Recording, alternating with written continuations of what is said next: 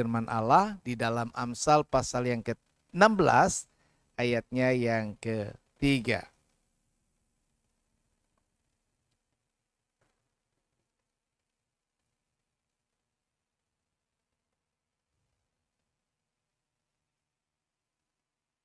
Amsal pasal yang ke-16 ayatnya yang ketiga.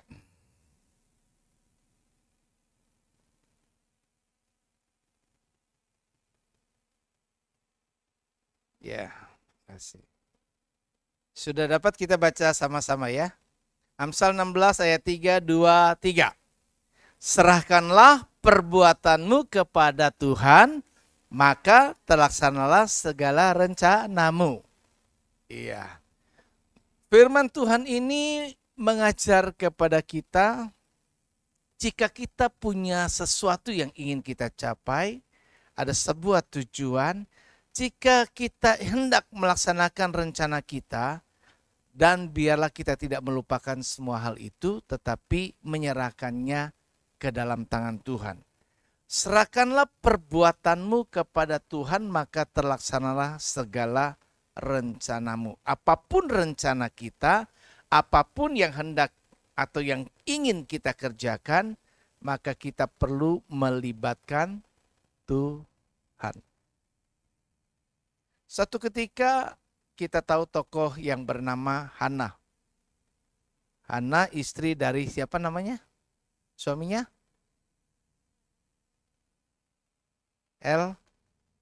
Elkana. Hana itu istri pertama atau istri kedua? Hah? Elkana punya berapa istri? 2. Istri yang pertama siapa?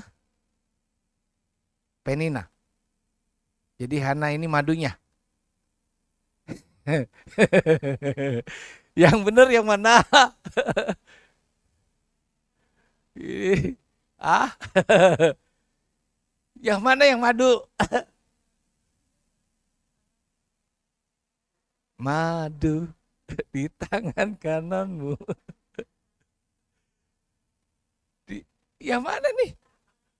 Hana pertama, Penina kedua madunya. Iya, jangan dibalik-balik dong. Ya. Hana adalah istri yang pertama dinikahi sama Elkana, tetapi Allah punya rencana di balik ke semua yang ada.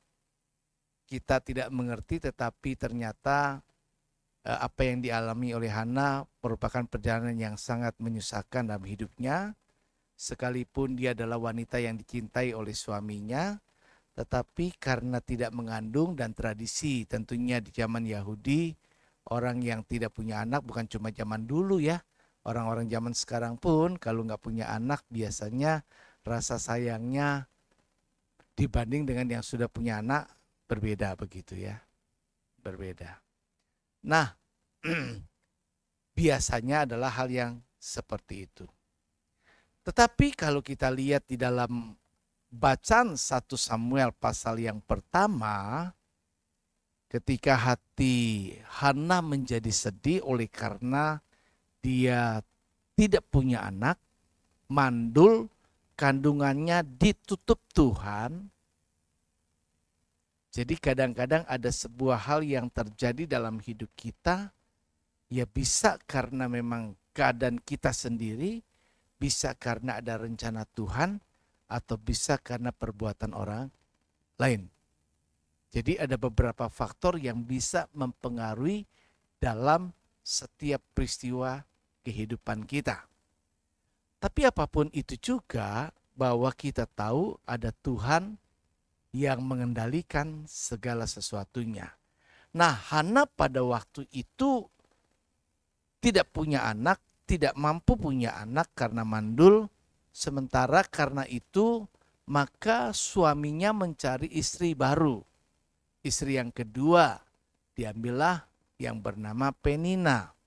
Nah, Penina ini subur, punya banyak anak perempuan dan punya banyak anak laki-laki.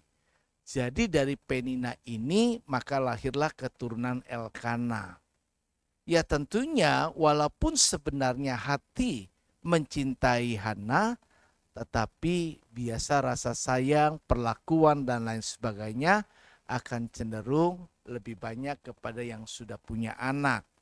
Jadi kalau ada sesuatu yang dibagi karena ada anak, maka anak dapat menjadi bagiannya lebih banyak ketimbang yang tidak punya anak. Nah, masalahnya bukan karena nggak punya anak saja, tetapi masalahnya ini Penina ini tidak bersahabat. Biasalah seperti itu, maka Penina ini seringkali menghina kondisi daripada Hana itu yang membuat Hana menjadi lebih sakit lagi daripada ketika dia tidak punya anak.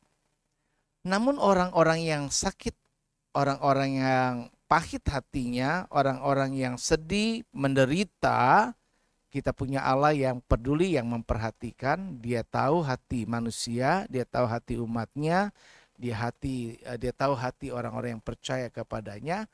Maka semua itu Tuhan perhatikan. Satu ketika masalah itu terjadi sedemikian rupa dan kebiasaan tiap tahun, Elkana sebagai pemimpin rohani, dia bawa keluarganya untuk beribadah kepada Tuhan, mempersembahkan korban, dan dibawalah juga istrinya. Nah, salah satu tentunya yang dibawa adalah Hana itu sendiri juga. Nah, Hana ini dikatakan Alkitab ketika dia sampai ke bait Allah, dia berdoa. Dia berdoa walaupun dikatakan Alkitab diduga bahwa ini orang karena enggak ngomong keluar, perkataannya nggak bisa didengar dalam hati, cuma komat kamit, dikira mabok pagi-pagi begitu sama Imam Eli. Tetapi Hana menjelaskan, aku bukan perempuan seperti itu. Anggur saja saya nggak minum, semua minuman yang memabukkan saya tidak minum. Saya ini perempuan baik-baik. Saya ini sedih, saya sangat sakit hati. Kenapa? Karena saya mendapat perlakuan yang sangat tidak menyenangkan dan semua saya adukan kepada Tuhan. Maka ketika keadaan mendesak sedemikian rupa sampai pada tingkat tertentu, maka terdoronglah di hati Hana sampai dia berani bernasar.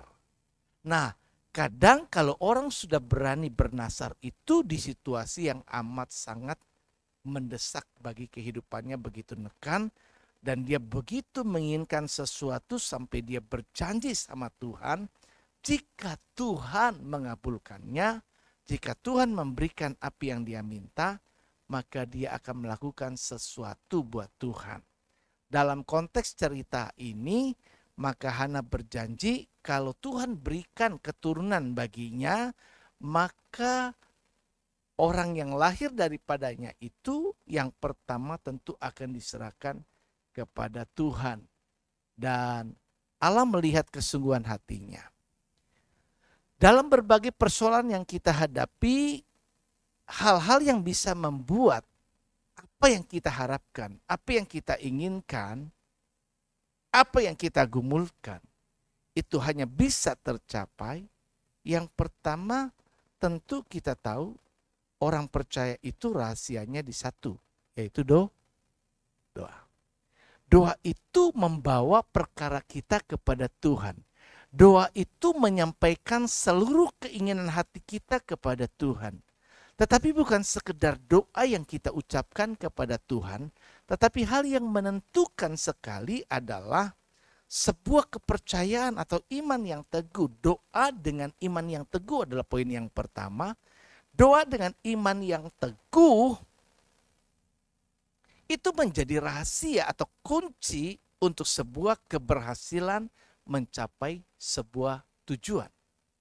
Jika kita datang kepada Tuhan dengan sebuah tujuan tertentu yang ingin kita sampaikan kepada Allah, jika kita bergumul dalam sebuah pergumulan persoalan yang kita hadapi dan ingin Tuhan menolong kita, jika ada sebuah kebutuhan yang kita gumulkan dan kita berharap itu bisa kita dapatkan, maka kembali semua itu bukan cerita sama orang lain, bukan minjem sama orang lain minta bantuan atau mengandalkan orang lain untuk membantu, tetapi datang sama Tuhan. datang kepada Tuhan dengan iman. Karena Ibrani berkata, pasal 11 ayat yang ke-6, yang datang sama Tuhan dengan tidak beriman, tidak berkenan di hadapan Allah.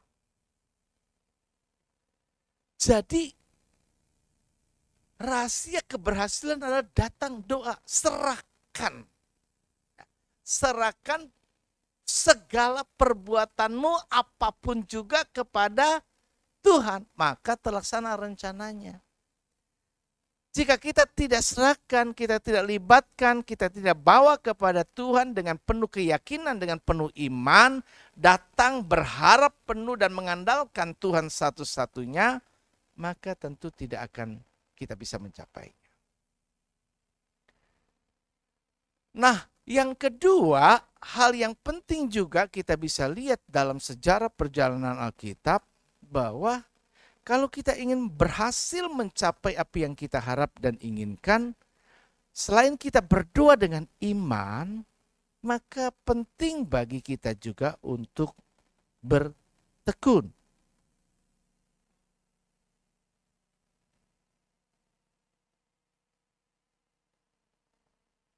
Coba baca di dalam 1 Korintus pasal 9 ayat 24 dan 25.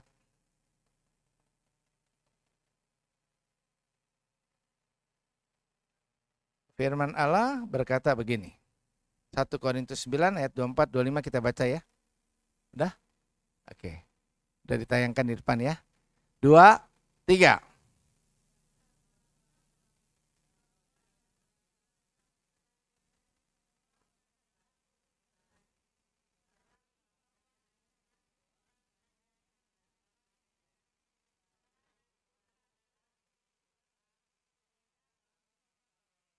Iya. Jadi kita tahu cuma ada satu. Seandainya pun hari ini ada satu jawaban doa yang mau diberikan. Ini jawaban doanya untuk siapa? Ada banyak orang berdoa pada waktu itu. Nah, apakah jatuh kepada kita atau kepada orang lain? Dikatakan oleh Alkitab seperti kita berada di gelanggang pertandingan. Kita berusaha untuk bisa menjadi pemenang di antara semua orang lainnya. Tetapi untuk bisa mencapai jadi pemenang tadi, kalau kita lihat orang yang bertanding, nggak lepas dari bagaimana? Ada faktor-faktor kita melatih diri, bukan? Kan orang nggak mungkin kan langsung ke medan pertandingan tanpa berlatih kan? Dia berlatih. Demikian juga kita dilatih. Ada banyak hal yang melatih kehidupan kita. Ada banyak hal yang membuat kita, wah sedemikian rupa, tapi kita belum mendapat jawaban doa. Karena memang Tuhan mau melatih kita. Tuhan mau menempa kita, Tuhan mau menguji kita sampai sejauh mana ketahanan kekuatan kita. Karena orang yang tidak memiliki ketahanan kekuatan, dia tidak akan bisa bertanding sampai ronde terakhir. Tetapi orang yang punya ketahanan oleh karena dia terlatih dengan baik, maka ketika pertandingan itu cukup panjang, ada pertandingan kan yang singkat kan, baru naik ring, dipukul langsung dia KO gitu kan. Tapi ada pertandingan yang awet gitu, sampai akhirnya nggak ada yang KO dan dia harus menyelesaikan ronde terakhir gitu. Nah, jika orang tidak memiliki kekuatan sampai ronde terakhir karena tidak berlatih, maka tentunya tidak akan mampu bisa bertahan. Di akhir-akhir kemudian dia kehilangan nafas, dia kehabisan tenaga oleh karena tidak lagi cukup kuat untuk sampai kepada bagian akhirnya. Nah, firman Tuhan dikatakan berlarilah sedemikian rupa. Artinya kita harus mengatur segalanya supaya pada akhirnya kita bisa menang. Maka kita perlu berlatih. Berlatih itu harus tekun. Enggak cuma hari ini. Atlet itu enggak latihan cuma hari ini, besok enggak latihan. Dia akan latihan terus menerus. Sampai dia tercipta sebuah kekuatan. Allah itu pelatih hidup kita. Dia melatih kita sedemikian rupa sampai akhirnya kita memiliki kekuatan ketahanan iman, kekuatan untuk bisa menaruh harap percaya kepada Tuhan, kekuatan untuk terus bertekun tekun sampai kepada akhir, maka disitulah baru kita bisa mencapai kemenangan.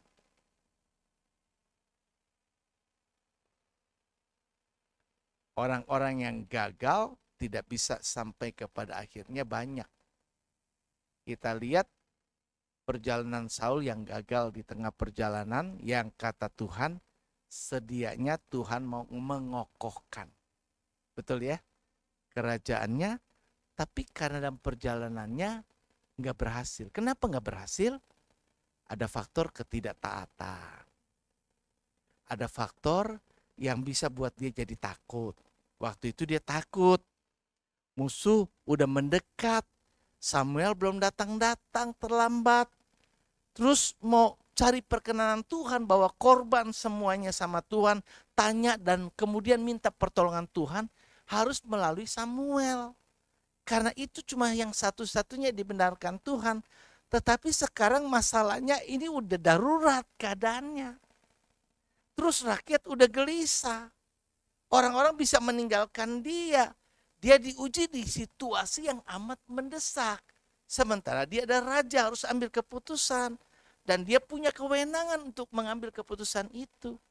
Nah, apakah di situasi seperti itu dia akan tetap sabar menanti dan mengikuti prosesnya? Tetapi kenyataannya sejarah menyatakan Saul gagal. Saul gagal. Itu kegagalan yang pertama. Kegagalan berikutnya nggak taat lagi, suruh bunuh bangsa Amalek, diperangin, termasuk raja-rajanya, semua apapun tidak boleh disisakan. Tapi kembali lagi pakai otak, pakai logika. Sayang nih kalau saya ini kan, maksudnya sepertinya baik. Kadang-kadang baiknya kita itu pakai logika kita belum tentu berkenan jika kita tidak taat sama Tuhan. Termasuk sama manusia atau sama pemimpin. Kadang-kadang kita pikir, oh ini lebih baik nih menurut kita, ini lebih baik. Lo pemimpin itu suruh kamu apa? Kalau suruh kamu begitu ya sudah kerjakan. Tekun aja, jalanin aja. Jalanin aja. Maka pada akhirnya bisa tercapai. Nah, kita bisa lihat Hana ini dia cukup tekun. Dia berdoa. Dia sudah berdoa dari waktu yang lalu. Sampai puncak di hari di mana waktu itu dia datang dan Imam Eli mengetahui. Bahkan ketika diketahui oleh Imam Eli sempat bahkan bukan untuk dipuji, bahkan diduga salah. Salah sangka, dipikirnya mabok, padahal dia sedang doa sungguh-sungguh. Ada banyak kadang-kadang ujian yang membuat mental kita menjadi bisa lemah. Dan itu ujiannya oleh pemimpin loh, imam loh, yang mengatai saya begitu mabok. Ada prasangka-prasangka buruk. Ada banyak orang kadang-kadang ngomongin kita bisa berprasangka buruk. Kadang-kadang kita diuji dari situ. Apakah kita tetap bertahan dan percaya diri dengan apa yang kita yakinin, atau kita kemudian berubah. Tapi Hana tetap, dan dia berkata dengan hati yang tulus murni, aku ini berdoa sama Tuhan. Aku berdoa, dan kenapa aku berdoa dan tetap berdoa? Karena aku percaya. Jadi berdoa dengan iman, dan dia tetap tekun sampai kepada apa yang dia ingin dapatkan. Dan yang ketiga adalah percaya ada campur tangan Tuhan. Begitu kita serahkan kepada Tuhan, bawa dalam doa dengan iman. Terus yang kedua tadi tekun, ya, tekun. Yang ketiga percaya ada campur tangan Tuhan. Mari kita lihat, ini ada sebuah contoh yang baik sekali.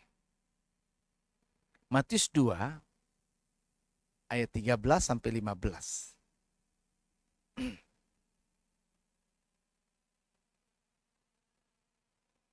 Matius 2 ayat 13 sampai 15. Ya, kita baca lagi ya. Saya bacakan ayat ganjil, nanti jemaat baca ayat genap, ayat terakhir kita baca sama-sama. Firman Allah berkata demikian.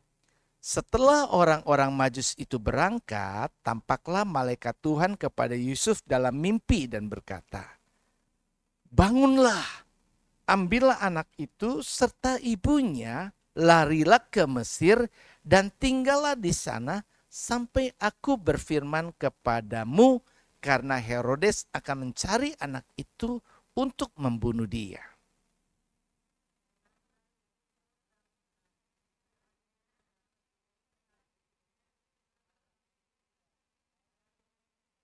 Iya, sama-sama. Dan tinggal di sana hingga Herodes mati. Hal itu terjadi supaya genaplah yang difirmankan Tuhan oleh Nabi, dari Mesir kupanggil anakku. Lihat, ada campur tangan Tuhan di dalamnya, artinya begini. Yang pertama harus dipahami bahwa setiap peristiwa itu bisa terjadi karena memang ada hal yang harus dilakukan oleh Tuhan. Tadi dikatakan supaya apa? Supaya apa itu? Kenapa itu bisa terjadi? Supaya genaplah apa yang difirmankan Tuhan. Jadi Tuhan punya rencana. Segala sesuatu bisa rentetan peristiwa ini terjadi. Nanti jadi begini, nanti jadi begitu. Kadang-kadang kita nggak paham. Tapi kadang-kadang bisa terjadi dadakan kayak begini. Kayak seperti yang dialami oleh Maria. Dari sejak awal Maria ini sudah mengalami situasi yang gak lazim. Dia tenang-tenang jalin hubungan sama Yusuf. Menanti waktu nikah, baru tunangan. Dan tidak pernah bermimpi, kemudian tiba-tiba ada sebuah rencana Tuhan pakai dia. Kenapa gak pakai yang lain? Yaitu kedaulatan Tuhan. Dan ternyata dalam firman berkata, bukan cuma karena kedaulatan Tuhan, ternyata dia dapat kasih karunia. Kalau orang dipakai Tuhan, itu kasih karunia. Walaupun kadang gak enak, ada harga yang harus dibayar. Tapi kalau Tuhan pakai untuk sebuah rencananya, menjadi media, alat dijadikan Tuhan untuk mencapai rencana Tuhan, maka kita belajar, oh ternyata itu kasih karunia. Nah kalau itu kasih karunia dari Tuhan datangnya, pasti akan ada campur tangan Tuhan di dalamnya. Sejauh sampai sekarang ini, ketika saya dapat mobil yang baru, saya melihat ada campur tangan Tuhan di dalamnya. Belum lama mobil saya masih tergolong baru banget. Apes, tanda petik. Nggak tahu, kena semprotan cat. Begitu kan. Duh ngentok banget tuh saya. Semprotan cat warna orang lagi ngecat tuh. Saya nggak tahu kalau itu bakal kena saya. Jadi saya diam di situ ngeliatin orang yang ngecat pagar tembok, pagar besi rumahnya gitu. Jadi dia pakai semprot begini. Rupanya kena angin. Begitu. Saya baru tahu ketika saya isi bensin di sini industri itu ada yang nawarin produk untuk ngebersih. Dia nggak bisa ngebersihin saya punya mobil. Pak, ini mobil Bapak kasar banget. Nggak bisa hilang kayak begini. Ini kena cat. Saya baru tahu. Saya pegang, itu baru saya poles tuh. Baru saya poles. Paint protection dipoles, licin mengkilap banget. Bayar begitu. Emang harus bayar kan. Lupa berapa juta itu. Saya bayar kayak begitu. Nah baru itu. Terus ternyata nggak cuma di satu tempat dikit. Kaca saya, kap mobil, di samping kiri kanan belakang semuanya kena. Sampai di atasnya kena. Jadi satu bodi saya kena keciprat cat. Terus di bagian depan itu ternyata cipratan biru catnya kelihatan. Saya pikir tadinya muncrat kena kotoran comberan kan, ternyata nggak bisa. Oh cat begitu. Aduh ngentek banget. Saya pikir apes banget nih. Apes. Tapi itu kata mobil yang diberi sama Tuhan. Ini mobil kasih karunia. Kemudian ketika saya punya kesempatan, saya bawa lagi ke Palugat yang sebelumnya protect. Saya punya catat di pen protection. Saya bilang ini kok saya masih pura-pura, ini kenapa masih kasar begitu kan. Ternyata ketahuan sama dia, Pak ini mah bukan kasar karena pekerjaan saya, tapi karena kena cat gitu loh ya. Jadi kena sama dia kan gitu. Tapi ya saya bilang kan, ya gimana tolonginlah, bagaimana supaya ini bisa bersih begitu. Ini bisa bersih, bisa hilang, bisa tidak begitu. Waduh dalam hati kalau nggak hilang, apes banget bener-bener. Masa harus tunggu sampai tabrakan lagi, dicat baru lagi begitu. Amit-amit lah ya. Gitu. Tapi akhirnya puji Tuhan loh. Ya, dibersihin sampai benar-benar bersih lagi, kilap lagi, seluruh bodinya dan gratis. Jadi saya lihat bahwa kalau ini udah kasih karunia, itu terlibat Tuhannya sampai akhir. Pasti ada rentetannya, buntutnya. Sama handphone. Ini saya nggak tahu handphone saya ada retak dikit. Karena ini saya bingung. Bagaimana kenapa bisa ini retak? Tapi nanti saya bawa lagi ke tempat sana. Mudah-mudahan campur tangan Tuhan dia gratis lagi. Ganti baru begitu. Maksudnya pelapisnya itu ada sedikit retak. Entah kedudukan di ini kantong atau apa nggak tahu. Jadi artinya begini loh. Dalam setiap peristiwa kehidupan kita, semua bisa terjadi supaya genaplah apa yang dikatakan firman Tuhan. Jadi hal-hal yang sulit dipahami diizinkan Allah kita agar kehendak dan rencana Tuhan itu bisa terlaksana. Jadi dalam peristiwa hal-hal yang kita tidak paham, kenapa begini, kenapa begitu, kenapa terjadi seperti ini, pasti satu hal, ini ada ulah bos begitu kan. Ya punya rencana, kita percaya sebagai orang percaya, dia pasti terlibat di dalamnya, dia kendalikan segalanya, dia mampu untuk membuat segala sesuatunya sesuai dengan apa yang dia mau. Dan serahkan, ingat yang poin pertama tadi, serahkan perbuatan kita kepada Tuhan. Kedua, jalankan kewajiban atau tugas bagian kita dengan tekun. Kalau mau sembuh berobat, tekun berobat. Kerjakan bagian kita, nggak usah pusing. Seperti saya dulu kan, saya bergumul dengan sakit saya mau dan saya percaya dengan iman.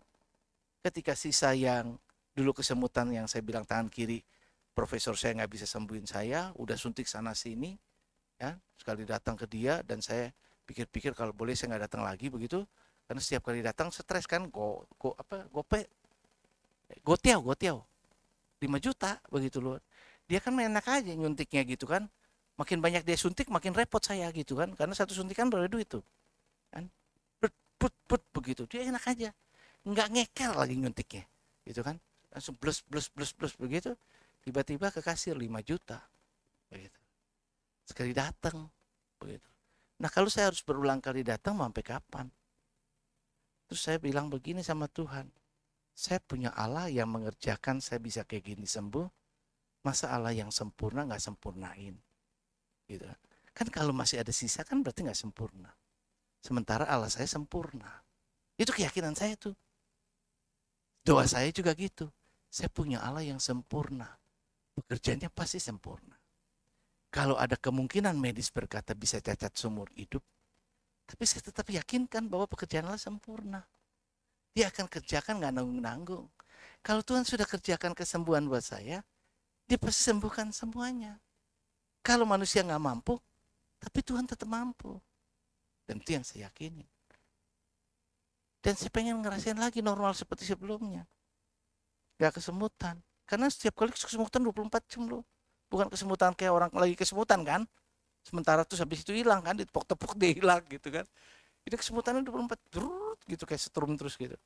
Itu gak enak. Tapi benar puji Tuhan kan. Dengan apa yang saya lakukan dengan tekun, usaha, dan sebagainya. Tapi bisa ngerasain sembuh, hilang tuh.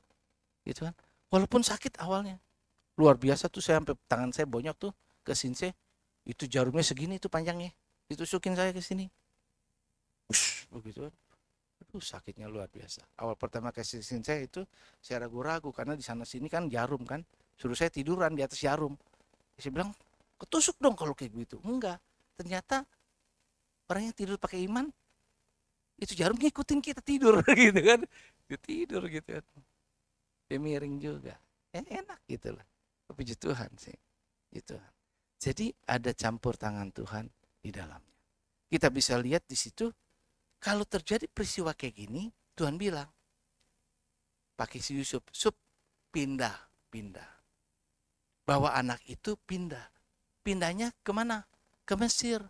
Jauh ke luar negeri. Yusuf nggak pernah berpikir, Yusuf itu ketiban pulung tuh. Dia baik-baik, tadinya semuanya kayak apa-apa. Terus tiba-tiba kan ngurus kayak begini. Udah ngurus kayak gini, dapat istri yang kemudian sudah hamil. Kemudian sekarang udah punya anak, Yesus, terus suruh ngungsi lagi bahwa itu kalau benar-benar kagak punya iman sama Tuhan dan ketaatan yang mutlak, itu gak bakal bisa berhasil. Jadi yang kedua, campur tangan Tuhan itu juga harus diingat. Bukan cuma semua yang sulit terjadi itu untuk karena supaya bisa tergenapi, tapi butuh kerjasama.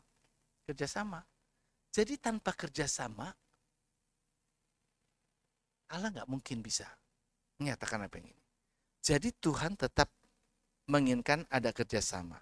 Allah bisa melindungi kita, Allah bisa menolong kita, tergantung respon kita atas tuntunan Tuhan. Nah, si Yusuf, Maria, anaknya kan belum paham pada waktu masih kecil itu. Tinggal ngikutin orang tuanya. Ngikut jalan. Coba kalau Marianya juga keberatan. Aduh, aku masih punya anak kecil nih, susah nih, jangan gini-gini dan sebagainya. Bisa aja gak jadi. Tapi semua sejalan. Dan Tuhan yang kalau campur tangan di dalamnya, maka Tuhan bisa buat segalanya jadi baik adanya. Sampai pada akhirnya pun, setelah sudah nyingkir, Herodesnya sampai yang mau ngebunuh mati, tapi ganti lagi orang. Ganti lagi orang itu belum tentu juga jadi baik, gambling. Mau balik, nanti dulu, berarti kita tetap selamanya butuh Tuhan. Jadi kita butuh Tuhan bukan saat pada waktu itu, kemudian setelah ditolong kita nggak butuh lagi. Kita selalu harus akui, ada campur tangan Tuhan dan saya tahu saya butuh Tuhan. Sekalipun sudah tercapai apa atau belum tercapai, maka kebutuhan kita akan Tuhan itu tidak pernah habis waktunya. Selalu butuh Tuhan. Kita selalu butuh Tuhan. Setelah Tuhan tolong lewatin satu ini, jangan lupa kita tetap butuh Tuhan untuk berikutnya. Karena itu, maka si Hana, dia tahu diri. Dia sudah janji serahkan siapa? Samuel kan? Setelah lahir. Jadi dia tepati janjinya. Dia bawa Samuel, walaupun dia boleh minta tuh Samuel anaknya. Udah dapet, kadang-kadang kan kita sayang tuh. Orang-orang kadang-kadang aneh di sini orang Kristennya. Kebanyakan, nggak cuma di sini sih, di sana-sana juga lebih banyak juga. Gitu kan? Itu kalau kita udah menikah, udah dikasih pasangan, kadang-kadang dulu belum punya nikah, kita pengen ini. Tapi udah punya nikah apa? Kadang-kadang kita sibuk dengan pemberian kita. Kita sibuk dengan pasangan kita. Kita lupa ibadah, kita lupa ini. Apalagi kalau minta anak, udah dikasih anak. Sibuk lagi dengan anak. Kita lupa lagi sama yang memberi anak. Kadang-kadang seperti itu. Tapi Hana itu enggak gitu. Begitu dia dapat Samuel, dia enggak sibuk terikat dengan si Samuelnya. Oh sayang dong, ini biarlah tunggu gede deh nanti deh, aku kasih deh ini segala macam. Entah. Dia enggak mikir, dia punya komitmen. Aku akan penuhi janjiku. Karena memang nasar itu harus dibayar. Kalau orang nggak bayar nasar itu, itu hutang kepada Tuhan, itu bahaya. Harus dipenuhi. Kenapa dia penuhi? Karena dia percaya kalau Tuhan yang memberi, dia mengambil, atau kita berikan sama Tuhan lagi, kita nggak bakal kekurangan sesuatu apapun. Kenyataan Alkitab mencatat, kalau kita baca kisahnya, apakah Hana terus dengan Samuel dikasih ke Tuhan, dia nggak punya anak lagi? Punya anak lagi nggak? Masih punya nggak? Ah, punya kan? Punya. Begitu pintu kasih karunia dibuka, maka terbukalah kasih karunia Tuhan mengalir. Tapi berkat akan berhenti kalau kita tidak menepati apa yang harus kita tepati. Sepanjang kita jalankan apa yang harus kita jalankan, maka kasih karunia Tuhan akan tetap berlaku buat kita. Jadi ingat, untuk bisa menjadi berhasil, untuk mencapai sebuah tujuan yang kita mau capai, bahwa semua serahkan kepada Tuhan dalam doa dengan penuh iman yang teguh. Kedua, tekun. Ya, tekun. Karena kalau nggak tekun, nanti kita gagal di tengah jalan. Tekun. Hari ini nggak dijawab, doa terus. Hari ini belum, doa terus. Doa terus. Alkitab mengajar kita seperti seorang janda yang gedor hakim, yang lalim, yang jahat tuh hakimnya sekalipun, ya, minta dibenarkan perkaranya, akhirnya dibuka juga. Jadi jika kita ingin mendapatkan pembenaran, kita mendapat kasih karunia, gedor pintu Tuhan. Belum dibuka, gedor terus. Gedor. Ketuknya pelan gak dibuka, ketuk lagi yang keras begitu kan ya. Makin tekun terus. Sampai akhirnya bisa tercapai. Pertandingan. Setiap orang bertanding. Kalau sehari ini Tuhan mau kasih jawaban doa kita, jawaban doa yang mana? Doa saya atau doa orang lain? Mau berlomba? Ya berlomba, berlatih. Kita percaya mujizat saya on the way. Mujizat saya sedang diantar Tuhan. Kalau sedang diantar Tuhan, itu masih ada dalam perjalanan. Tunggu aja sebentar lagi. Tekun terus tunggu sampai dia datang. Samuel itu dalam perjalanan. Sayangnya Saul nggak tekun. Dia nggak sabar nunggu. Maka dia gagal. Maka Alkitab tulis, sedianya aku mau kokohkan kerajaanmu, tapi aku beralih sekarang. Maka dalam hidup kita itu selalu ada reorientasi. Di tengah perjalanan terjadi perubahan rencana. Bisa saja, tapi Tuhan punya rencana awal dalam hidup kita, gak pernah akan gagal. Dia panggil kita, dia tetapkan kita, dia pilih kita, dan dia tolong kita. Maka baru ketiga ada campur tangan Tuhan di dalamnya. Ada banyak yang bisa kita alami, kita gak ngerti, tapi kita percaya ada Tuhan terlibat di dalamnya. Amin. Yuk kita bangkit diri.